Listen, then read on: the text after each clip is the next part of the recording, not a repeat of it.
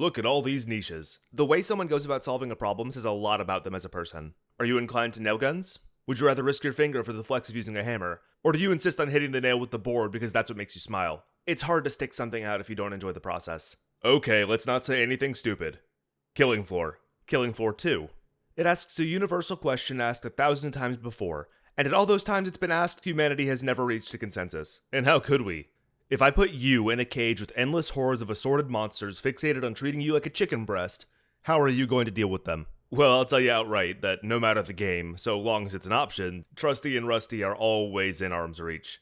Killing Floor does a great job making every class feel special. The information they present off the bat translates well into soft, inexperienced hands, and as those hands earn their calluses, that foundation never shifts around. You just get stronger and better at playing them. When guns are on the table, most people wouldn't opt to dive headfirst into a sea of Zeds with a shovel. I guess that most people don't froth at the mouth whenever the words parry the zombies, Zeds, parry the Zeds enters their skulls. It's pretty hard to get excited about being in melee range of something like a bloat. Berserker defies and exceeds expectations, but it also conforms to them in a few important ways, and conforms to them pretty hard. Like how even if you're turning clots and gore fast into smoothies with a fire axe, you should still be going for headshots. But let's not forget that Killing Floor is a team game, and everyone on a team has a part to play. That's also part of putting the pieces together. It's not about what class you perform best on, it's about what a class does to exemplify what you bring to others, and that it doesn't matter what role we pick for ourselves if we don't have fun playing it. You're right. But luckily for us, we enjoy horde shooters fundamentally. In a game about shooting monsters, Commando does exclusively that. They bring value to the games they're in through doing exactly what the game asks with no bells, whistles, or fanfare. Nothing flashy, nothing special. You could say that again. Just honest, efficient understanding, gunplay, and the communication of knowledge. So you think the ability to show people information that they're gonna figure out for themselves eventually without any actual input from me is enough to keep me happy. Commando is comfort, Moo. What makes it special is subtle and unsung. You see stalkers before they get too close. You see health bars as they whittle down. You provide your team with reliability, someone able to answer any problem presented to them with universally effective rifle fire, even if it's not as well as a specialist could. Everyone loves Commando, and if we hammer down the core of our play, communicate clearly, and stay in our lane, anyone would only have to happen into a lobby with us once to be completely hooked, and at no cost to us beyond playing the game and clicking on heads. Simply playing Commando makes us better at the game. It's all about skill and value with you. If I'm gonna go light on the fun for a little bit of altruism, I'd rather actively be helping my team instead of just being a convenience. I can help with that. Oh god damn it, I can't say no to you. But if we want to stand out with the ability to take care of others, we have to be okay spending a lot of our playtime barely being able to take care of ourselves. Well, lucky us, that wouldn't be anything new. And I'm all for trying new things. I'm also no stranger to unique and unoptimal weapons, but a water pistol might be a bit too crazy a weapon even for me. But think positive. We have lots of reasons to improve universal skills. Our starting rounds will always hinge on the 9mm pistol every class can use. That just means Field Medic has a lot of lifting to do if it's gonna sell me. The good news is that we can help our team no matter the kinds of weapons we pick up, and we have a lot of choices when that time finally comes around. A lot of choices that lose out on punch for the ability to heal and support. I'm not saying I don't like being the medic, but the only people I should be needing to heal in a hardcore game like this are the teammates getting screwed by circumstance. Commando makes the game easier. Field Medic is just a safety net no matter what guns I get. Okay, maybe just was a bit harsh. You know what they say about assumptions. And you'd expect the relationship Medic has with a player to be giving them a subpar universal way to help themselves and keeping the focus on helping others. But it really doesn't hold out on you, even with the ability to heal. Shotguns, snipers, grenade launchers, rifles, a medical RPG? Oh, you know I love my funny shit. Medic is what we make of it. A slow start and a flourish in whatever direction we want. We just have to be okay not having room in our arsenal for the firepower we want in exchange for the ability to heal. And my sentiment doesn't change, but my opinion definitely has. I'm not about to pass up a good shotgun, but if I feel like helping my team, I think I'd prefer something a bit more unique. You want to be a problem solver. I want to approach any situation I have to with confidence, and if that means my style has to be buckshot, I'm not about to complain. It's buckshot, and the power to give others ammunition. That's all I've ever wanted. To make my own shells fly, to have a good time, to be able to take the helm when things get tough, and for others to know that they can come to me if their bullets are running low. I love that simply shooting a shot in the right place can make a strake do cartwheels, and that no matter what's walking me down, I can safely say, Yeah, I can probably beat this with a shotgun. It's liberating, that I can just shoot and put my brain to use and make others able to shoot more just by existing. Oh, hold my water. And the fact that I can bulldoze a boss like that is pretty nice too. So why are we doing this again? Playing Killing Floor? Because we like it? Shopping around. We know what class we like best, and no amount of shopping is ever gonna change that. Support fits us like a cartridge fits pellets, moo. But I still want to see, you know? Learning what everyone else can and can't do helps make all the classes seem more special. So if we learn those strengths and weaknesses organically, we'll find our role in a team even faster. But this isn't a team effort. We're playing solo. But how the fuck are you supposed to play Berserker on your own?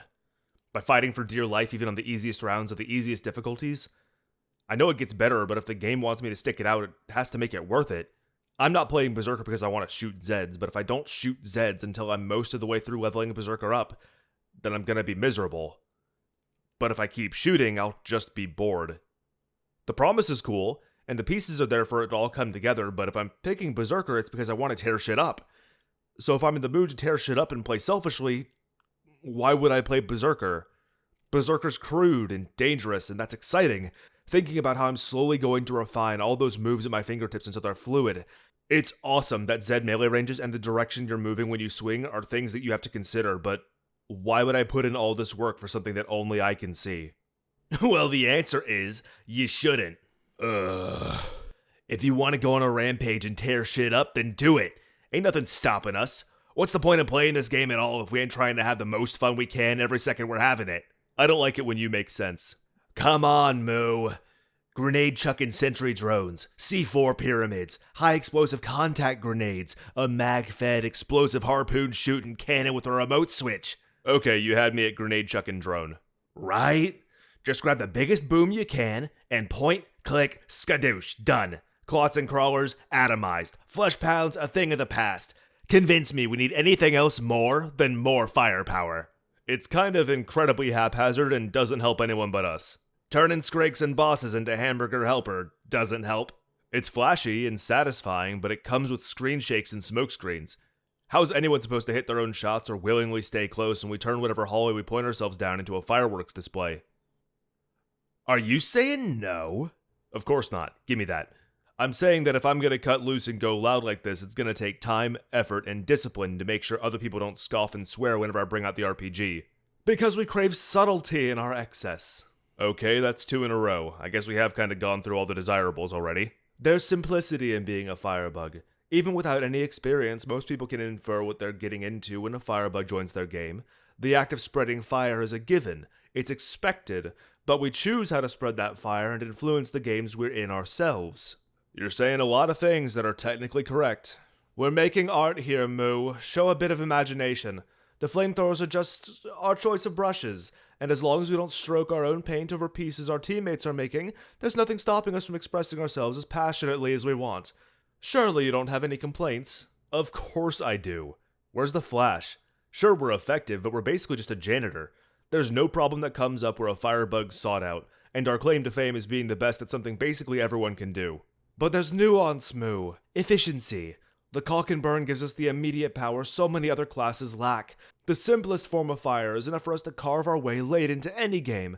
And it's not the guns that we tote around that makes us best for clots and crawlers, it's the flames. How we spurt them at— Don't say spurt. How we douse the feet and floors. How they take damage twice from a well-placed crosshair. Those little intricacies that show our skill. In ways only other Firebugs would see. Let's draw the line at, I don't have fun and I don't feel weight, and agree that no matter how effective something is, if it doesn't feel good to do, it's not happening. I wonder how long you'll be saying that if you had your hands on the best class in the game. You want me to try harder to execute the most fundamental skill in any first-person shooter. Don't say it like headshots weren't already a matter of intuition. Just hit them. Every Killing Floor player worth their salt knows how strong a good gunslinger is. There's no harm in becoming that gunslinger. Just pretend the crosshair's there. Always try for those perfect headshots. And don't pay all those shots you strain to line up or miss any mind. Just keep shooting. Keep trying to hit the apples and it'll all fall into place for us in time. It might take hours, or days, maybe weeks, but it'll come. Just hammer it in for us. Stay shooting and stay on the move. We don't have any survivability as a gunslinger, so you have to always be watching your back and staying out of harm's way. It's gonna suck. We're going to suffer to get our feet firmly planted, but the potential and the potency we'll be able to achieve so long as we keep hitting headshots and giving every ADS our all is worth more than any other class in the game.